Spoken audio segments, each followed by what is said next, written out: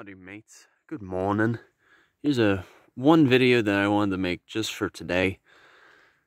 I'm out visiting the famed John Bryan State Park, and for those of you who have followed me since the very beginning, back on my personal page, this is actually where I did my very first video. Wow, that feels so long ago. That was about 15 or so months ago.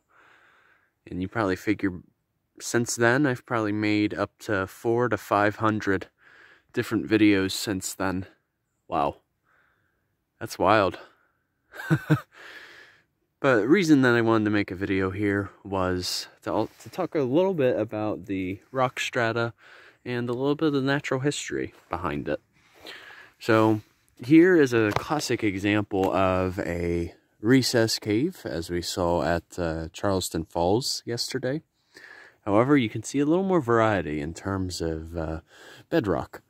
So towards the top here, that whole chunk, that's your famed Cedarville dolomite.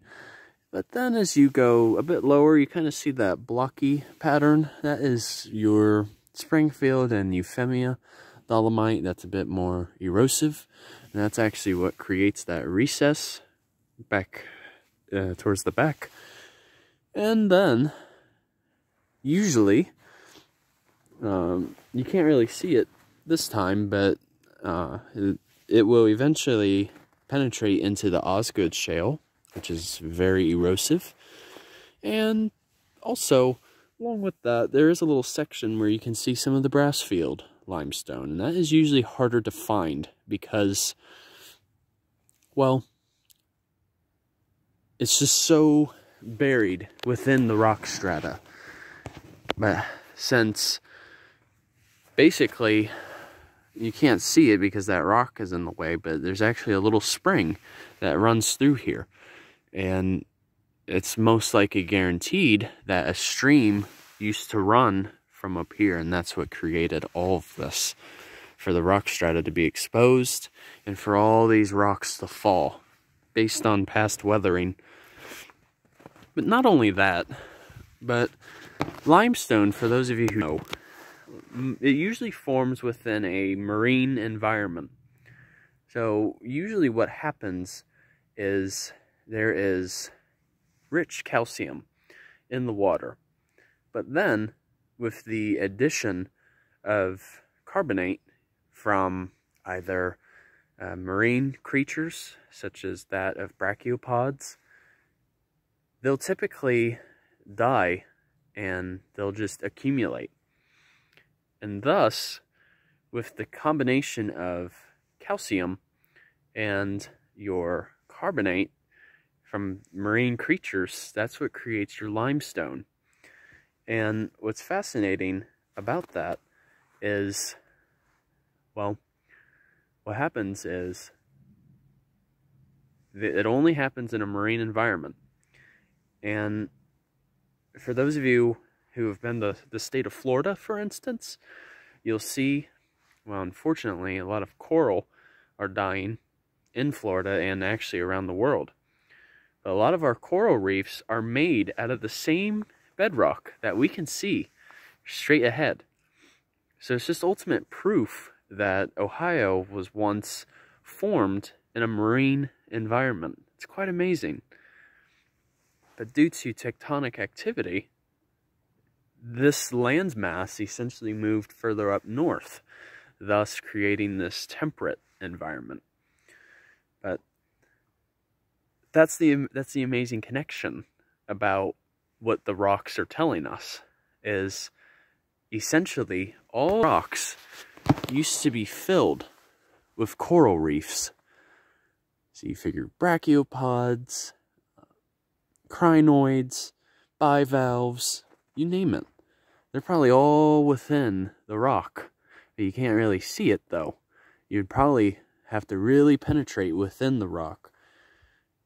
But it's quite amazing. And what's fascinating too is what I mentioned yesterday when I was at Charleston Falls. Carbonic acid, you know, carbon dioxide dissolved within water is actually capable of breaking this rock down.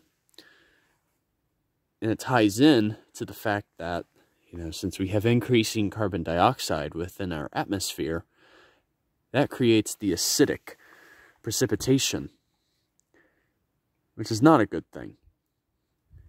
And along with that, the same analogy applies to our coral reefs.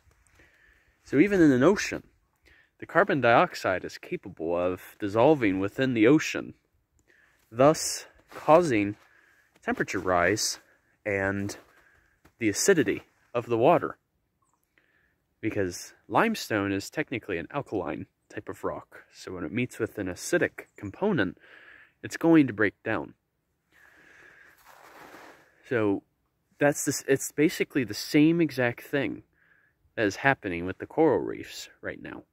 With their exposure to carbonic acid, eventually a lot of the coral reefs will dissolve and they'll basically die.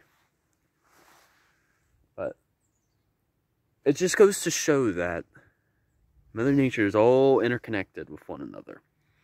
And, you know, I didn't want to just present information, but I also wanted to make a connection between those of you who enjoy tropical environments.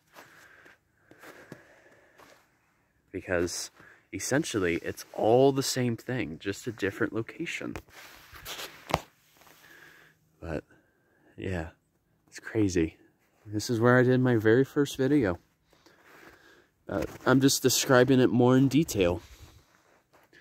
But that's the thing about interpretation that I'm actually learning, is you don't only want to present just information, but you also want it to be relatable to individuals too. Especially when you tie in something with which they care about.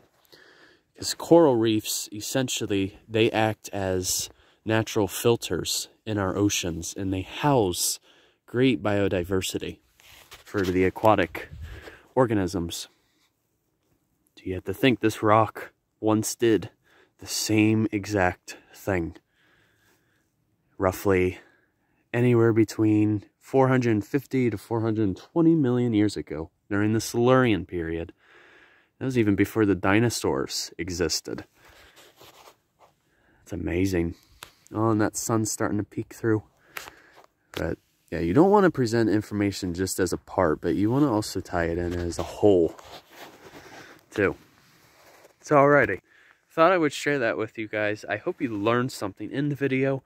Might actually provide a couple of articles that can tell you more about coral reefs and how it is that calcium carbonate forms within the ocean, because that's the only place where it can form. Okay, hope all of you enjoy your Sunday, and Journey on a Journey is out, and forgive me for the length of the video. I had a lot to share. All right. Take care, you guys.